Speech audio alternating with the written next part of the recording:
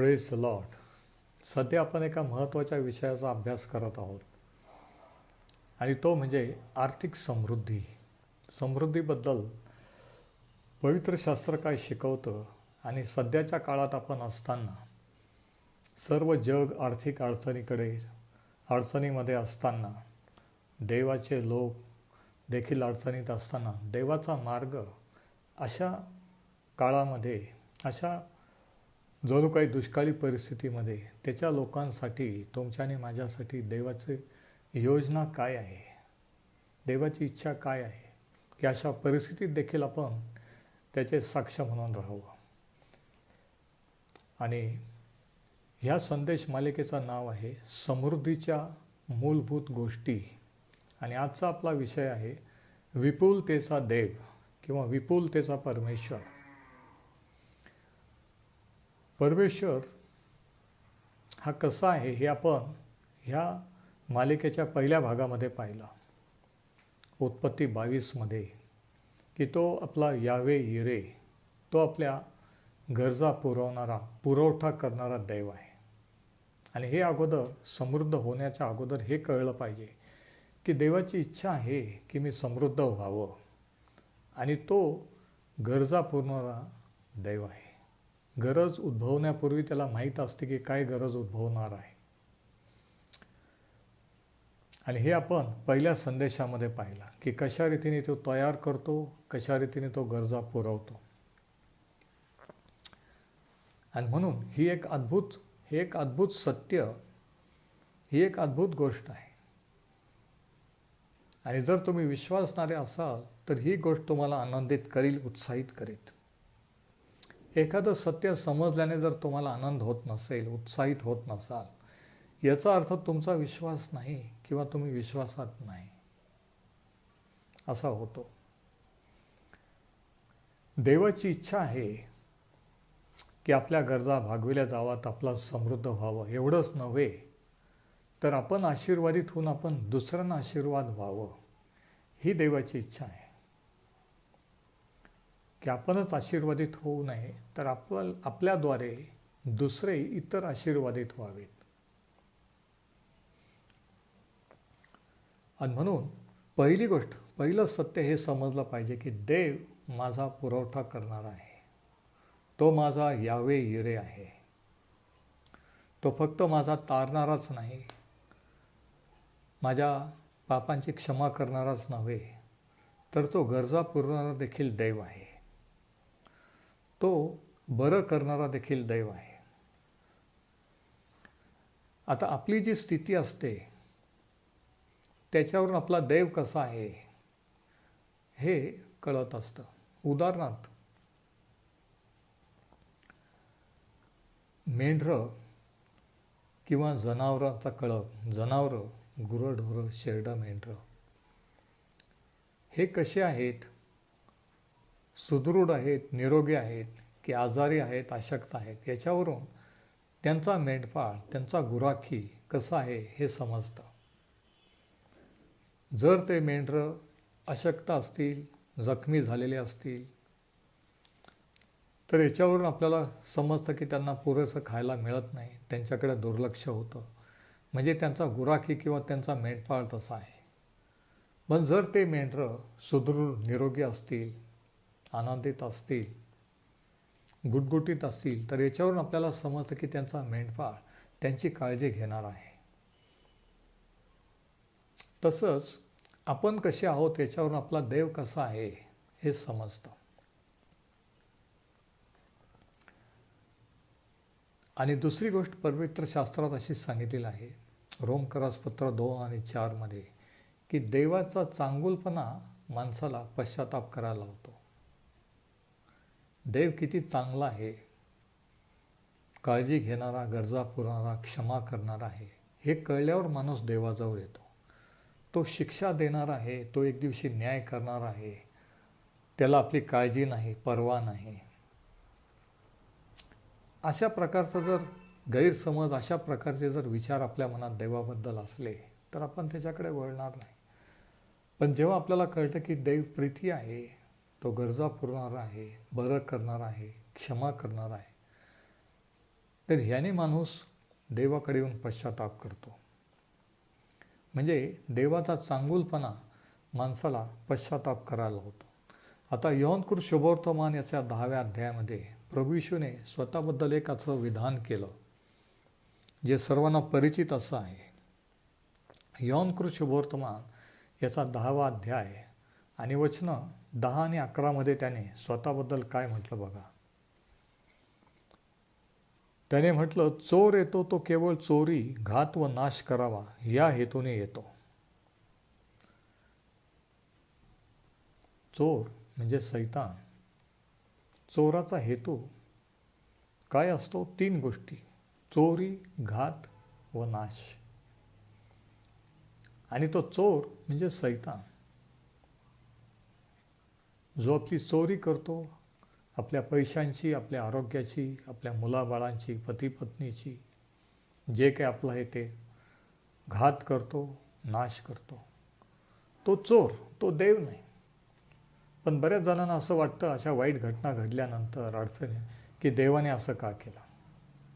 म्हणून हे स्पष्टपणे समजलं पाहिजे की चोरी करणारा देव नाही, घात करणारा, नाश करणारा देव नाही. तो सैतान आहे. सैतान हा चोर आहे, लबाड आहे. प्रभू येशू म्हणतो, चोर येतो तो केवळ चोरी, घात व नाश करावा या हेतूने येतो. मी आलो आहे तो त्यांना जीवन प्राप्ती व्हावी व ती विपुलतेने व्हावी म्हणून आलो आहे. चोराचा येण्याचा उद्देश काय आणि प्रभू येशूचा जगाचा येण्याचा उद्देश काय, या 2 व्यक्तींचे 2 उद्देश या 2 वचनात सांगितलेले आहे. 10व्या वचनात सांगितलेलं आहे की चोर चोरी, घात, नाश या हेतून येतो. पण प्रभू येशू ख्रिस्त म्हणतो की मी जीवन द्यायला आलो. आणि एवढंच नव्हे तर ते विपुलतेने देण्यास मी आलेलो आहे. जीवन प्राप्ती व्हावी व ती विपुलपणे व्हावी, म्हणजे भरपूर प्रमाणात व्हावी. पुरेशा प्रमाणात नाही, भरपूर प्रमाणात व्हावी म्हणून मी आलेलो आहे. तर हा प्रभू येशू ख्रिस्ताचा जगात येण्याचा उद्देश आहे. धर्म स्थापन करणं, काही नवीन आणखी काही नियमशास्त्र देणं, नवीन काही आज्ञा पाळायला लावणं, याच्यासाठी तो आलेला नाही. तर त्या चोराने जी चोरी केली, घात केला, नाश केला करीत आहे, त्या सैतानापासून सोडवण्यासाठी तो जगात आलेला आहे. जे काही त्याने आज तुमचं माझं चोरून नेलेलं, पैसा असो, कुटुंब असो, काही असो, ते त्याच्याकडून घेऊन परत आपल्याला द्यायला प्रभू येशू ख्रिस्त आलेला आहे. म्हणून तो म्हणतो की मी आलो आहे यासाठी की त्यांना जीवन प्राप्ती व्हावी आणि ती विपुलतेने व्हावी. म्हणजे नुसतंच जीवन मिळावं असं नाही, नुसतंच आपण त्या चोराकडून वाचावं असं नाही, तर विपुल प्रमाणात, भरपूर प्रमाणात आपल्याला जीवन प्राप्ती व्हावी ह्याच्यासाठी प्रभू येशू ख्रिस्त जगात आला. आणि म्हणून रोमकरास पत्र 8 आणि वचन 32 असं लिहिलेलं आहे की ज्याने पुत्रालाही राखून न ठेवता तुमच्या आमच्याकरिता दिले, तो त्याच्याबरोबर इतर गोष्टी ज्या आपल्याला जगात लागतात, गरजेच्या आहेत, त्या इतर गोष्टी देणार नाही का, हा प्रश्न विचारलेला आहे. रोमकरास 8 आणि 32. जर देवाने त्याच्या पुत्राला राखून न ठेवता त्याला वधस्तंभावरील मरणासाठी आपल्यासाठी त्याला दिलं, तर तो त्याच्याबरोबर बाकीच्या ज्या गोष्टी आपल्याला ह्या आयुष्यात लागतील त्या देणार नाही का? निश्चितच देईल. आता सर्व प्रकारची चोरी, सर्व प्रकारचं नुकसान किंवा वाईट हे देवापासून नाही तर त्या चोरापासून म्हणजे सैतानापासून आहे.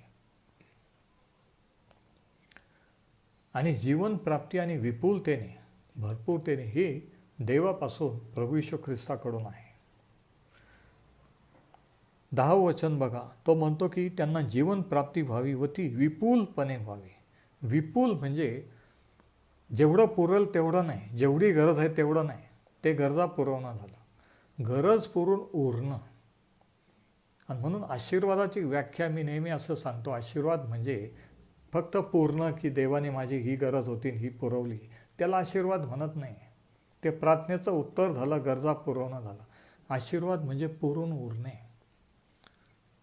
आपल्याजवळ गरज भागून सुद्धा एक्स्ट्रा उरणे, राहणे, त्याला म्हणतात आशीर्वाद. स्तोत्र 23ावं स्तोत्र बघा. आणि याच्या पहिल्या वचनात स्तोत्रकर्ता काय म्हणतो? तो म्हणतो की परमेश्वर माझा मेंढपाळ आहे.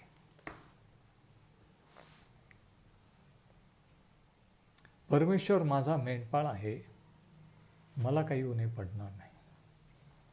आज कित्येकांचं असं म्हणणं आहे, साक्ष आहे की परमेश्वर प्रभू येशू ख्रिस्त माझा तारणार आहे, तरी मला नेहमी अडचण असते, तरी मी कर्जबाजारी आहे. पण या ठिकाणी स्तोत्रकर्ता म्हणतो की परमेश्वर माझा मेंढपाळ आहे, मला काही उणे पडणार नाही, कमी पडणार नाही. का कमी पडणार नाही? कारण मेंढपाळ कोण, सोर्स कोण, पुरवठा करणारा कोण, हे महत्त्वाचं आहे. तुमचा पुरवठा करणारा जर परमेश्वर देव आहे, प्रभू येशू ख्रिस्त आहे,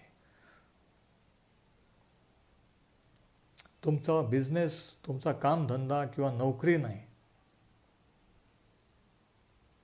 हे जेव्हा तुम्हाला कळेल की हे एक माध्यम आहे, नोकरी, धंदा, व्यवसाय, त्या माध्यमातून देव आपल्याला देतो. परंतु सोर्स, उगमस्थान हा देव असतो. नोकरी तो देतो, धंद्याला तो यश देतो, म्हणून आपण कमावतो. म्हणजे सोर्स तो व्यवसाय, तो धंदा नाही, ती नोकरी नाही, बिझनेस नाही, तर सोर्स किंवा स्रोत हा परमेश्वर आहे. आज परमेश्वर तुमचा मेंढपाळ आहे का? तुमचा सोर्स आहे? तुमचा सोर्स काय आहे इन्कमचा? तुमची नोकरी, तुमचा धंदा, व्यवसाय, ते एक माध्यम आहे, लक्षात घ्या. तर तो म्हणतो परमेश्वर माझा मेंढपाळ आहे, म्हणून मला काही उणे पडणार नाही. परमेश्वर ज्यांचा मेंढपाळ असतो, प्रभू येशू ज्यांचा मेंढपाळ असतो, त्यांना कधीही काही उणे पडत नाही.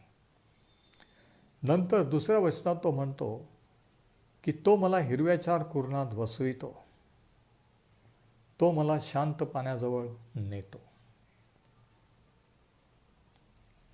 तो उत्तम मेंढपाळ जिथं हिरवगार कोरण आहे, चारा आहे, त्या ठिकाणी तो नेतो. समृद्धीच्या ठिकाणी तो नेतो. तो मला शांत पाण्याजवळ नेतो. नेणे म्हणजे चालवणे, मार्गदर्शन करणे, म्हणजे तो मार्गदर्शन करतो. तो माझा जीव ताजा तवाना करतो. तो आपल्या नामास्तव मला नीती मार्गाने चालवतो. बघा, स्तोत्रकर्ता म्हणतो परमेश्वर केवळ गरजा पुरवणारच नाही, तर तो चालवणारा आहे, पुरवठा करणारा आहे.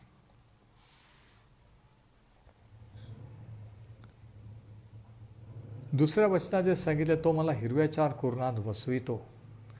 मेंढरं हिरव्यागार कुरणात चरल्यानंतर, पाणी प्यायल्यानंतर बसत नाही तर झोपत असतात, खाली पडत असतात. आणि मूळ ओरिजिनल भाषेत माझं म्हटलेलं आहे की तो मला हिरव्यागार कुरणामध्ये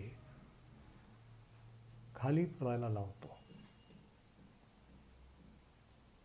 बघा, मेंढरं हिरव्यागार हिरवळीवर, कुरणात खाली कधी पडतात, कधी झोपतात किंवा बसतात, ज्यावेळेस त्यांचं पोट भरलेलं असतं तेव्हा.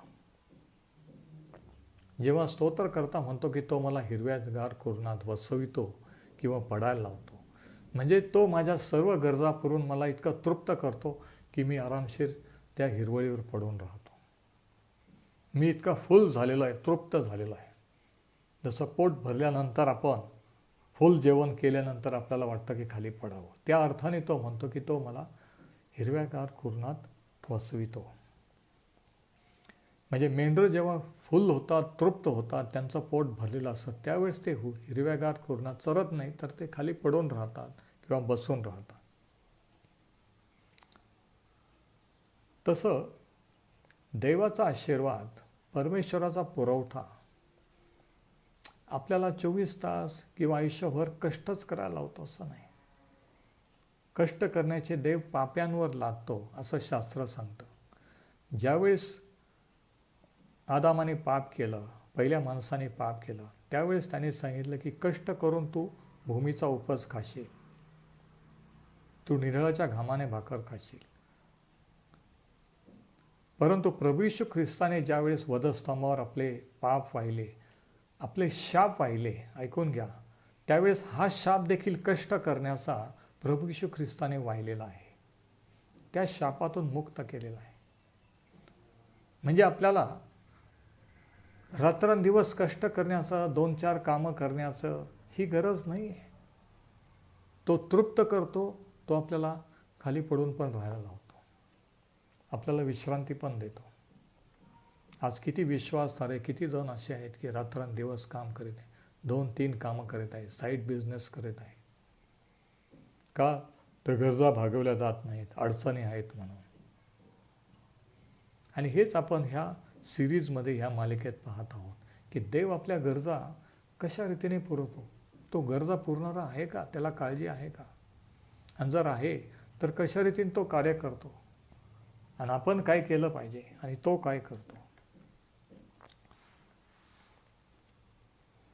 5व्या वचनात असं लिहिलेलं आहे, तू माझ्या शत्रूच्या देखत माझ्या पुढे ताट वाढतोस किंवा तयार करतोस.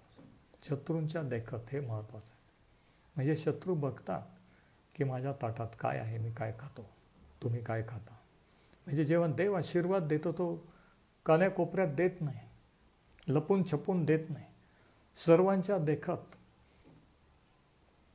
तो देत असतो. आपल्या कुटुंबाच्या, समाजाच्या ओळखी, सर्व लोक ज्यांना आपली परिस्थिती माहीत आहे. आणि ज्यावेळेस तो आपला मेंढपाळ तारणारा होतो, त्याच्यानंतर जेव्हा परिस्थिती बदलते, आपण आशीर्वादित व्हायला लागतो, हे सर्वांना दिसून येतं की पहिले ह्यांची कंडिशन कशी होती आणि आज कशी आहे. शत्रूच्या देखत ताट वाढणारा तो देव आहे. तू माझ्या डोक्याला तेलाचा अभ्यंग करीतोस. काट्या कुसळ्यातून रानावनातून हिंडल्यानंतर त्या मेंढपाळांच्या डोक्यावर, तोंडावर काटे लागलेले असतात, खरचटलेले असतात, काही जण जखमी झालेले असतात. मग संध्याकाळी परत मेंढवाड्यात आल्यानंतर ते मेंढपाळ तेल लावून त्यांना ते तेल लावतात त्यांच्या जखमेवर, त्यांच्या डोक्याला अभ्यंग करतात, त्यांच्या जखमा जणू काही ते मलमपट्टी करतात. तसं परमेश्वर तो म्हणतो की माझ्या डोक्याला तेलाचा अभ्यंग करतो. तेल हे पवित्र शास्त्रात पवित्र आत्म्याचं प्रतीक आहे. म्हणजे आत्म्याचा अभिषेक, त्याच्या आत्म्याने तो आपलं सांत्वन करतो, तो आपल्याला धीर देतो. आणि मग म्हटलेलं आहे की माझे पात्र काठोकाठ भरलेले आहे. आता काठोकाठ हा जो मराठी शब्द आहे तो चुकीचा आहे. मूळ भाषेमध्ये असं म्हटलेलं आहे की माझे पात्र भरून सांडत आहे. म्हणजे माझं पात्र, माझा ग्लास किंवा माझं भांडं इतकं भरलेलं आहे की ते भरून खाली त्याच्यातलं सांडत आहे, टेबलावर आणि जमिनीवर. माझे पात्र भरून वाहत आहे. आता बघा, ज्यावेळेस देव आशीर्वादित करतो त्याला माहीत नाही का भांडं भरलेलं आहे, पात्र भरलेलं आहे. मग ते भरून सांडू का देतो? कारण तो विपुलतेने देणारा देव आहे, तो विपुलतेचा परमेश्वर आहे. म्हणून तो फक्त भरूनच देत नाही, जेवढी गरज आहे तेवढंच पुरवत नाही, तर त्याच्यापेक्षा अधिक देत असतो. म्हणून प्रभू येशू ख्रिस्त म्हणतो की मी जीवन द्यायला आलो, ते विपुलतेने द्यायला आलं. जेवढं पाहिजे तेवढंच नाही, त्याच्यापेक्षा अधिक. Praise the Lord.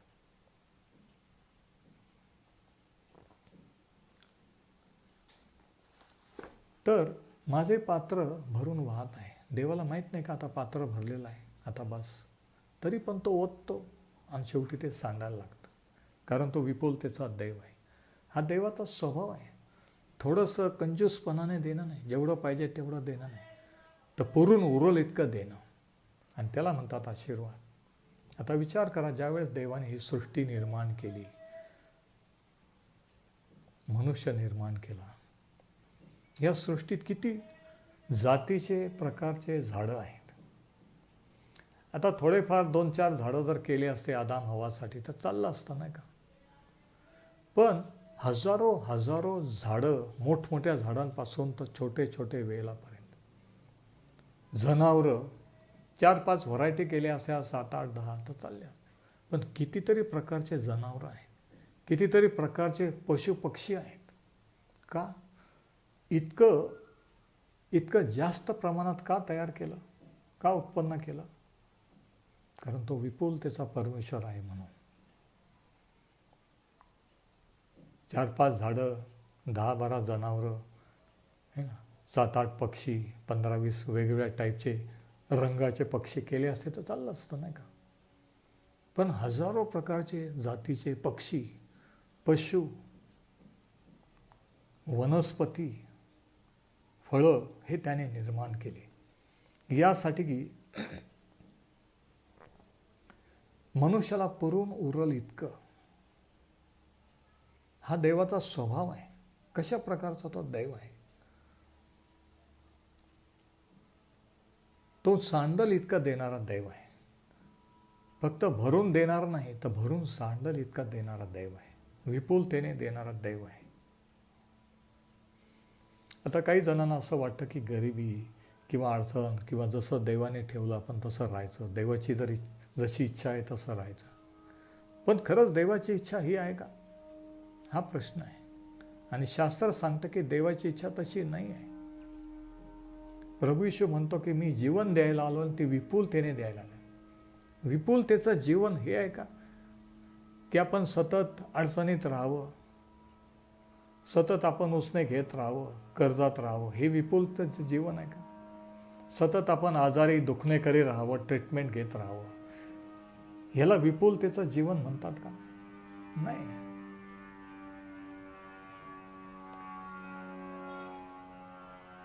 दुखण्या आजाराने, दारिद्र्या गरिबीने देवाचा गौरव होतो का? देव कसा आहे हे अशा प्रकारे आपण असल्यावर लोकांना कळू शकतं का?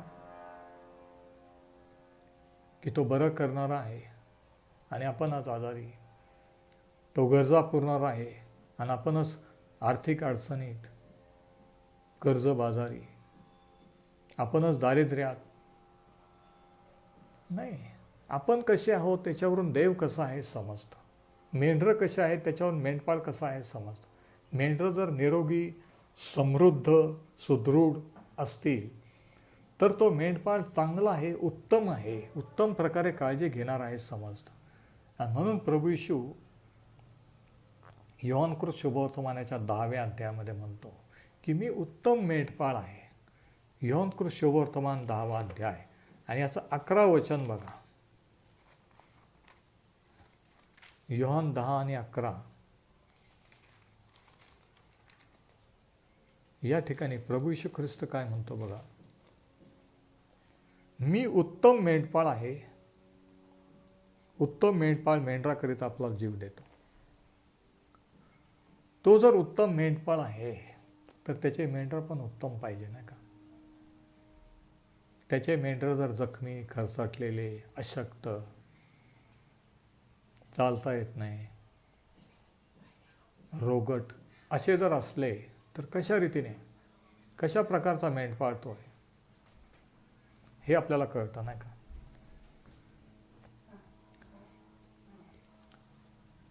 तर ह्या गोष्टीने देवाचं गौरव होत नसतं. पण ज्यावेळेस आपण सुदृढ, निरोगी असतो, समृद्ध असतो, आपल्या गरजा पुरवल्या जातात, तेव्हा आपण देवाचा गौरव करतो. म्हणून देवाची इच्छा आहे की विपुलतेचं जीवन आपल्याला मिळावं. ही त्याची इच्छा आहे, हे आपण पहिली गोष्ट लक्षात घेतली पाहिजे. लूककृत शुभवर्तमान याचा 6वा अध्याय आणि 30वा वचन बघा.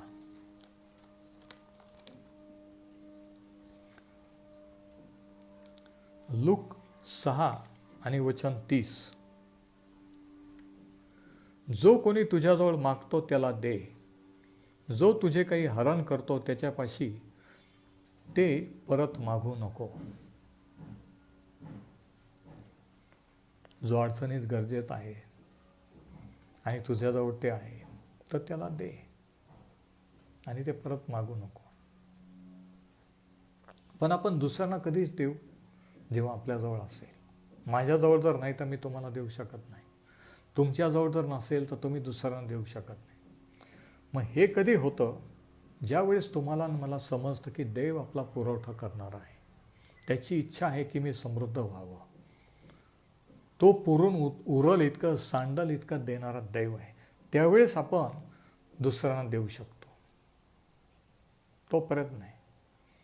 आता दशांश अर्पणे देवाला देणं हा फक्त पैशाचा विषय नाही आहे, हा विषय विश्वासाचा आहे की आपला विश्वास आहे का की आपण दिल्यानंतर देव आपल्या गरजा पुरवेल. तो विश्वास आपण दाखवतो की मी जर दिलं 10वा भाग आणि मला जर अडचण आली तर, हा विश्वास नाही आहे. विश्वास हा की मी जे दिलं पेरलं ते देव मला अनेक पट करून परत देईल. म्हणून देणं, देवाला देणं, मग ते दशांश असो अर्पण असो, हा आपण काय देतो, वेळ देतो, पैसा देतो, काय देतो, हा विषय नाही आहे. तर विषय विश्वासाचा आहे की विश्वासाने आपण देतो का. दिल्यानंतर सुद्धा देव आपली गरज पुरविल, हा विश्वास आहे का. आपण कसं देतो. 31व वचन, लूक 6 आणि वचन 31. जो कोणी तुझ्याजवळ मागतो त्याला दे, आणि जे काही तुझे हरण करतो त्याच्यापाशी परत मागू नको. लोकांनी तुमच्याशी जसे वर्तन करावे म्हणून तुमची इच्छा आहे तशी तुम्ही त्यांच्याशी वर्तन करा.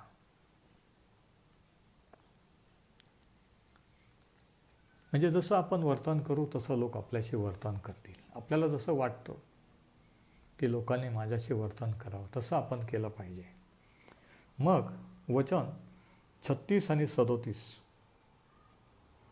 जसा तुमचा पिता दयाळू आहे तसे तुम्ही दयाळू व्हा.